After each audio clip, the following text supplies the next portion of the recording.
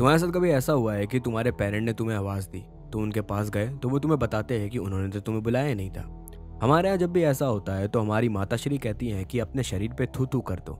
मतलब लिटरली थूकना नहीं होता है, बस मुंह को अपने शरीर की तरफ करके थू थू बोल दो। कहा जाता है जब भी ऐसा होता है तो एक प्रकार की बुरी आत्मा, जिन्हें निशी कहते हैं, वो तुम्हारे पेरेंट की आवाज़ निकाल कर तुम्हें बुला रही होती है। ये आत्माएं जब जिंदा थी तब अपने बच्चों से खूब ज़्यादा क्लोज थी, इतनी कि मरने के बाद आफ्टर लाइफ में उनके साथ ना हो पाने के दुख में वो भटकती रूह बन जाती है और ऐसे दूसरों के बच्चों को पुकारती है। ऐसा भी मेरे घर वाले कहते हैं कि एक बार चिल्लाने पे कभी ना निकलना, हमेशा तीसरी आवाज में निकलना। वो अलग बात है कि तीसरी आवाज तक निशी की आवाज से ज्यादा डरावनी हमारी मम्मी की आवाज हो जाएगी। तो ये है नमूना हमारे इंडियन भूतिया फोकलोर का। पिछले 2 हफ्तों से मैं भारत के घोस्ट और फोकलोर्स के बारे में पढ़ रहा हूँ। मैंने ऑलरेडी एक वीडियो पे बनाई हुई है जिसमें मोस्टली मैंने अपनी लाइफ में जितने रिश्तेदारों और फैमिली से विचित्र रूहानी कहानियां सुनी थी वो सारी बताई थी। तुम लोग इंटरेस्टेड हो तो लिंक देख लो, कहीं दिख रही होगी। बाकी मैं इस वीडियो के एंड में और डिस्क्रिप्शन में भी लिंक डाल दूंगा। ये रिसर्च के 2 हफ्तों में मैंने काफी भूतों के बारे में पढ़ा। अब मैं जाके किसी भी एग्जामिनेशन में अव्वल आ सकता हूँ।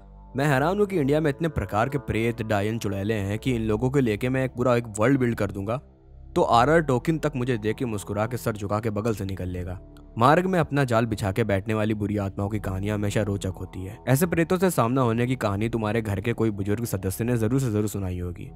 केरल के कसरगोड की एक स्पिरिट है भाई थपिकने शैतान। ये आत्मा अपना कोई तिलिस्म करके लोगों को राह भटका देती है, फिर उनकी दशा देख के हंसती है। अब इसके तिलिस्म से भी बचने का तरीका है जो कि काफी इंटरेस्टिंग है। तुम्हें 7 पत्थर उठाने हैं, राह में चलते चलते थोड़ी दूरी पे एक एक करके पत्थर गिराने हैं और गिराते वक्त लाउड वॉइस में गिनती गिननी चालू कर दो। जैसे पहला गिराया तो 1, दूसरे को 2, लेकिन जब तुम आखिरी पत्थर गिराओगे तो 7 की जगह जोर से 8 बोलना है। इससे शैतान कंफ्यूज हो जाता है कि उससे कहाँ गिनती गलत हो गई और वो पिछले पत्थर को दोबारा गिनने चला जाता है। तब तक तुम भाग सकते हो। लोग कहते हैं कि जब तुम तेज आवाज में अपनी गिनती गिनना चालू करते हो तो तुम्हें अपने पीछे से भाई थपीकने शैतान की गिनने की आवाज सुनाई देती है। सोच के देखो, अंधेरी सुनसान राह में तुम्हारे जस्ट पीछे आत्मा गिनती गिनते चल रही है। वो तो भाग्य की बात है कि आत्मा को गणित नहीं आती। हमारे रस्मों और रिवाजों को विदेशियों की नजरों से देखोगे तो बहुत वियर्ड से है, खासकर फ्यूनरल के रिचुअल्स। पैरों के अंगूठों को जोड़ के बांधना, घर की दहलीज से ले जाते वक्त लाश का पैर पहले निकाले, लाश के स्कल पे टैप करना, और इनके रीजन जान जाओगे तो वो भी काफी स्केरी होते हैं। ऐसा माना जाता है कि अगर कोई गर्भवती महिला का देहांत हो गया तो वो मरने के बाद चुड़ैल बन जाती है और अपने परिवार वालों पे एक बुरे साये की तरह पीछे पड़ जाती है। और जब भी ऐसा ज्ञान हमारे समाज में फैलाओगे तो लोगों के दिलों में दहशत खुद ब खुद उत्पन्न हो जाती है। अब वो चुड़ैल वापस घर लौट के ना है तो इसलिए लोग तरह तरह के रस्म करते हैं। काफी जगहों पे प्रेगनेंसी के समय मरने वाली औरतों को जलाने की जगह गाड़ा जाता है, वो भी चेहरे के बल, और कब्र के ऊपर भारी पत्थर भी रख दिए जाते हैं जिससे मरने के बाद वो चुड़ैल बने तो कब्र से निकल के घर की ओर वापस ना आ पाए। और कब्र के चारों तरफ मस्टर्ड सीड्स गिरा देते हैं। कहते हैं कि मस्टर्ड सीड्स की स्मेल चुड़ैलों को डिस्ट्रैक्ट करती है। चुड़ैल जब भी अपने कब्र से निकलती है तो इन बीजों को जमा करने लगती है और जब तक एक एक दाना उठा के बटोरती है तब तक सवेरा हो जाता है और सारे बीज वहीं जमीन पे गिरा के अपने कब्र में वापस चली जाती है। ऐसे वो हमेशा बिजी रहती है और उनके घर लौट के आने की संभावना भी खत्म हो जाती है। ऐसे मिजोरम के मारा ट्राइब में माना जाता है कि अगर कोई आदमी वर्जिन मर गया तो वो एक इविल स्पिरिट बन जाता है, जिसे ये लोग छोंग छोंग पीपा कहते हैं। छोंग छोंग पीपा की स्पिरिट लाइफ और आफ्टर लाइफ के बीच एस्ट्रल स्पेस में मंडराती रहती है। इनका बदन पूरा सड़ा हुआ सा होता है जिसमें कीड़े लीखे रेंगते हैं। उस मिडिल प्लेन में ये लोग बाकी और स्पिरिट जब मर के आती हैं तो उन्हें बुली करते हैं, उनके कपड़े जोर जबरदस्ती छीन लेते हैं और फिर अपने बदन से कीड़े निकाल के उन्हें चबाने को कहते हैं। इसलिए मारा ट्राइब वाले जब भी डेड बॉडी को बरीड करते हैं तो साथ में एक्स्ट्रा कपड़े भी गाड़ देते हैं और साथ में सेसेमे सीड्स भी रख देते हैं, जिससे मरने वाले कीड़ों की जगह इन बीजों को चबा के छोंग छोंग पीपा को धोखा दे सके। मिजोरम के फोकलोर्स बहुत ज्यादा इंटरेस्टिंग से पूरी अलग ही गाथा लिखी हुई है। इनके आफ्टर लाइफ के भी ढेर सारे कॉन्सेप्ट्स हैं। इन्हीं मारा ट्राइब में एक रिवाज है कि अगर कोई शादीशुदा मरेगा या मरेगी तो बेटे या पति को मैटरनल परिवार को डेथ ड्यू देना पड़ता है। मर्द मरा तो बेटे को देना पड़ेगा और औरत मरी तो उसके पति को ये कर चुकाना पड़ेगा। इस बारे में भी इनका एक फोकलोर है जो कि काफी डिस्टर्बिंग और क्रीपी है। एक जमाने में रूलेपा नाम का एक आदमी रहता होगा। उसने एक लड़की से शादी करी और शादी होने के कुछ महीनों बाद ही वो चल बसी। नई नई शादी थी तो न जाने मैं बिना हंसे इस चीज को कैसे बोलूं। रूलेपा को एक आखिरी बार अपनी बीवी के साथ करने की बेपनाह तलब थी। आसान शब्दों में आदमी भरा हुआ था।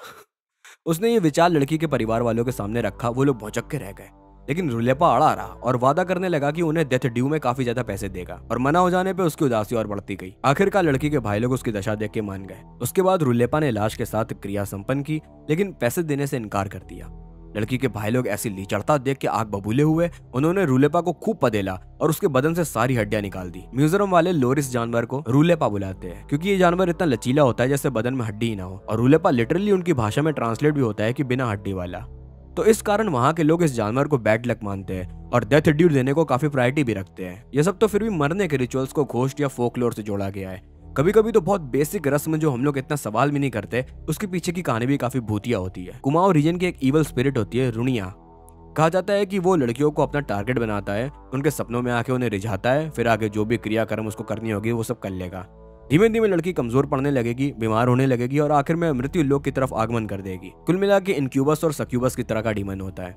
तो ये भूत इतना ज्यादा हफ्सी होता है कि अगर किसी की शादी हो रही तो दूल्हे के जूते में जाके छुप जाता है और फिर उसका रूप लेकर दुल्हन के बिस्तर में प्रवेश कर लेता है। इसलिए शादी में दूल्हे की सालियां उसके जूते को छुपा देती है, जिससे रुनिया का भूत उसमें ना घुस पाए। मतलब मेन रीजन तो पैसे ऐंठना होता है, लेकिन अब सालियों तुम्हारे पास एक और रीजन है। तुम होने वाले जीजा को अब धमकी दे सकती हो कि पैसे दो वरना रुनिया को कमरे में भेज दूंगी। वो अलग बात है, रुनिया को कमरे में भेजने से तुम अपनी दीदी की जिंदगी भी दाव पे लगा दोगी, बट हु केयर्स, पैसे ज्यादा जरूरी है। अब देखो, रस्म वाले भूत दैत्य बहुत हो गए, अब असली भूतों में आते। इविल स्पिरिट्स को दो कैटेगरी में बांट सकते हैं। एक वो जो इंसान को पजेस करने के लिए एक्टिवली घूमते हैं, दूसरे वो जो अपने में मस्त होती है लेकिन उनके अड्डे में आ गए या उनसे छिड़कानी की तो कूटे जाओगे। कहा जाता है कि अगर कोई आदमी घर के अंधेरे कोने में छिपने लगे या फिर टेबल के नीचे बैठ के अनजान भाषा में बड़बड़ाने लगे तो उस पे हिंग छवि चढ़ गई है, जो कि मणिपुर के फोकलोर की बच्चे खाने वाली चुड़ैल है। ये लोगों पे चढ़ के बच्चों को अगवा कर लेती है और चबा जाती है, मॉर्टल कॉम्बैट की मिलीना जैसे। वो अलग बात है, मिलीना बच्चे बूढ़े जवान मुर्दे सब खा जाती है। हिंग छवि के एक्सोर्सिज्म में शैमन इसको बीड़ी दे के व्यक्ति से बाहर निकलने को बहलाते फुसलाते हैं। अब चुड़ैल सुट्टे के एडिक्शन से नहीं बच पाई तो हम मामूली मनुष्य आखिर किस खेत के शकरकंदी है। मस्त पियो सुट्टा भाइयों और लड़कियों, और कहीं कभी रूह तुम पे चढ़ जाए तो उसे भी एक दो कश मारने को दे दो, मस्त सुट्टे बडीज बन जाओगे। ऐसी आत्माएं जिनसे तुम बात कर सकते हैं, उन्हें बहला फुसला सकते हो, तो ये काफी इंटरेस्टिंग होती है। ये हम लोगों से इंटरेक्ट करना जानती होती है, लेकिन इनसे इंटरेक्ट करने के लिए भी कहीं काफी रूल्स होते हैं या कुछ गिमिक होता है। जैसे कोंकण कोस्ट के बयंगी स्पिरिट ले लो, वहां के शैमन से तुम इन स्पिरिट को नारियल या किसी भी वस्तु में पकड़वा सकते हो। और क्यों पकड़वाओगे? क्योंकि ये स्पिरिट्स तुम्हें अमीर और प्रसिद्ध कर देती है। इन स्पिरिट्स को रखने से पहले तुम्हें इनके साथ कॉन्ट्रैक्ट में बंधना पड़ता है कि तुम इन्हें बस कुछ वर्षों तक की अपने घर में रखोगे। फिर इनको रखने के लिए तुम्हें कुछ चीजों का ध्यान देना पड़ेगा। पहली बात, घर में अगर मंदिर है तो तुम्हें उसे हमेशा ढके रहना पड़ेगा। जिस भी वस्तु में बयंगी को डाला गया है उस वस्तु के बारे में मालिक के अलावा और किसी को खबर नहीं होनी चाहिए।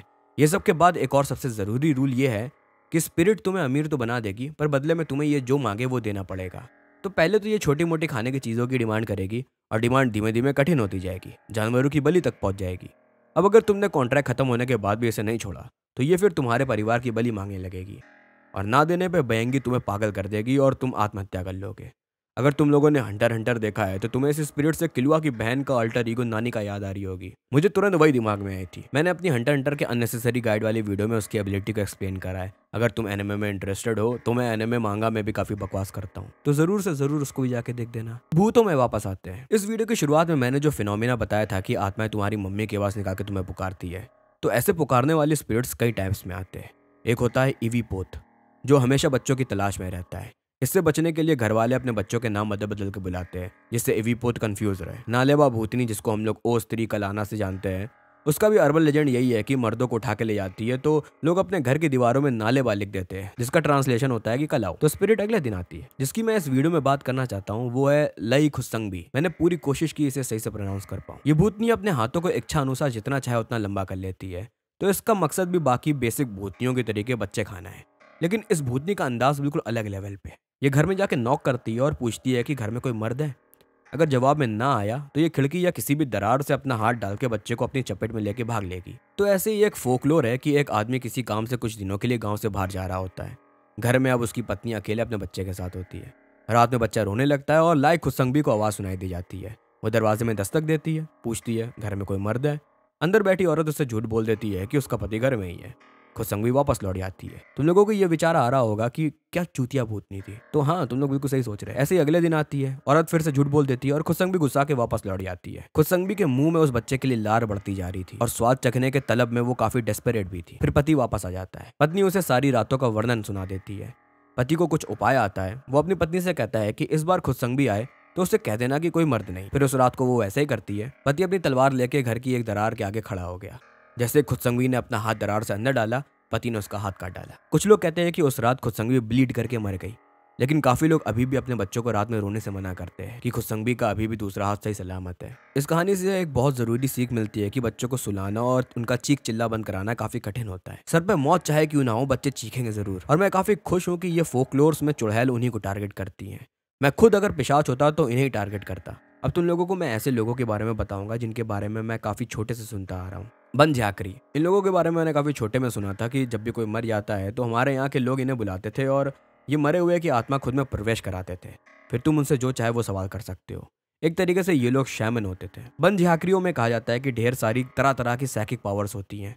साइकिक ब्लास्ट, टेलीपैथी, अदृश्य हो जाते हैं, यहाँ तक कि शेप शिफ्ट भी कर लेते हैं। तांत्रिक लोग इनसे काफ़ी डरते होते हैं क्योंकि सारे साइकिक्स में बन झाकरी सबसे पावरफुल होते हैं। सबसे इंटरेस्टिंग चीज़ ये होती है कि ये अपनी शक्तियाँ पास डाउन कैसे करते हैं। इन्हें जो भी साफ मन का लड़का दिखता है उसे उठा के अपनी गुफा में शैमनिज्म की ट्रेनिंग देने ले जाते हैं। वहाँ गुफा में 30 दिन तक ट्रेनिंग चलती है। इस दौरान अगर किसी बच्चे ने बन झाकरी को गुस्सा दिला दिया या सही से सीख नहीं पा रहा तो उसे लिटरली लथेड़ के किक आउट कर देते हैं।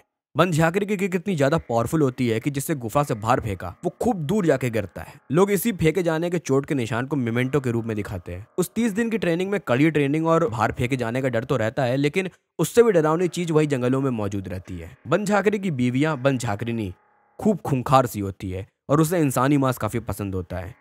तो इस ट्रेनिंग के दौरान बन झाकरी को अपने स्टूडेंट को उससे कॉन्स्टेंटली बचाना पड़ता है। जैसे झाकरीनी गुफा में लौटती है तो बन झाकरी अपने शिष्य को उछाल के गुफा के सीलिंग में लगे बड़े से जाले में चिपका देता है।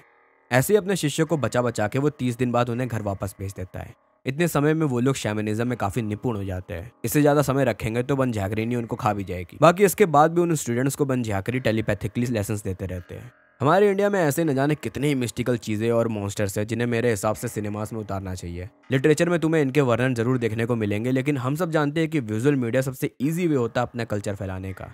और आज की जनरेशन में तो और ज़्यादा ही विजुअल मीडिया मायने रखता है। मैंने आज की वीडियो में जितने भी मॉन्स्टर्स या फोकलोर्स की बात करी है वो सब मैंने राकेश खन्ना की ghost monsters and demons of India book से पढ़े हैं। ये बुक बहुत प्यार से रिसर्च करके लिखी गई है। मैं काफ़ी हैरान था कि इसमें बन झाकरी के बारे में लिखा हुआ था और मेरी पिछली वीडियो में जो मैंने फोकलोर्स रखे थे उनका भी वर्णन उसमें था। तुम लोग इंटरेस्टेड हो तो ज़रूर से ज़रूर पढ़ो। वीडियो खत्म करने से पहले मैं खुद के द्वारा लिखी एक कहानी सुनाने जा रहा। तुम लोग यहाँ तक रुक गए हो तो इसे भी सुनते जाओ, वरना जिन्हें नहीं सुनना तो बाय बाय। इसको लिखे काफ़ी साल हो चुके हैं तो हल्की हल्की सी धुंधली है, तो शुरू करते। किराए के कमरे को ढूंढते ढूंढते शाम होने को आ गई थी, लेकिन एक भी घर छवि को खुश नहीं कर पाया। किसी का किराया महंगा तो किसी में बाथरूम नहीं, किसी में किचन बिल्कुल छोटा सा था तो किसी की सीलिंग इस समान चूती की शावर की जरूरत ना पड़े। उसकी नज़रों में एक कमरा काफ़ी पहले से था। कमरा काफ़ी बड़ा भी था और छवि के बजट के अंदर भी। दिक्कत बस इतनी थी कि एरिया काफ़ी सुनसान पड़ता था। ऊपर से वहाँ कई महीनों से कोई किराएदार नहीं रहा। ये सारे संकेत से एक ही चीज़ समझ आती है कि कुछ ना कुछ तो गड़बड़ है। आसपास के लोग भी उस घर से दूर रहना ही सही समझते थे। छवि ने पिछले किराएदार से भी जाके बात करी, लेकिन वो उसे कुछ बता नहीं सका। बताता भी कैसे, किराएदार गूंगा जो निकला। अब मजबूरी में तो गोडसे को भी गांधी जी को मारना पड़ गया। छवि को तो सिर्फ किराए के घर में रहना है। आखिरकार वो उसी घर में रहने को तैयार हो गई। घर 2 मंजिल का था। ग्राउंड फ्लोर में घर की मालकिन अश्मिता अकेले रहती थी और ऊपरी मंजिल छवि के नाम हो गई। दिन के भाग दौड़ से थक के छवि बिस्तर पर लेटी नहीं कि उसे किसी की सुर लगाने की आवाज आई। आवाज का स्रोत ग्राउंड फ्लोर था। उसकी मालकिन के बारे में छवि कुछ नया जानी। अश्मिता काफी सुरीली भी थी। छवि को उसकी आवाज सुन के कोई दिक्कत नहीं हो रही थी, उल्टा अश्मिता की सुरीली आवाज उसे सोने में मदद कर रही थी। अश्मिता की आवाज बंद हुई और तुरंत किसी मर्द की आवाज आने लगी। मालकिन अपने लवर को घर में बुला के रात रात सुर लगाती है। किस्मत से उसके लवर की आवाज भी काफी सुरीली थी। खैर, छवि को क्या लेना देना। अगली रात अश्मिता काफी ज्यादा हाई नोट्स पकड़ने लगी। अश्मिता कोई आम सिंगर नहीं थी। इतना रेंज अच्छे से अच्छे गायक अपनी आवाज में नहीं रख पाते हैं। फिर से उसकी आवाज रुकी और अब उसकी लवर की बारी। इस बार लेकिन दूसरे मर्द की आवाज आई।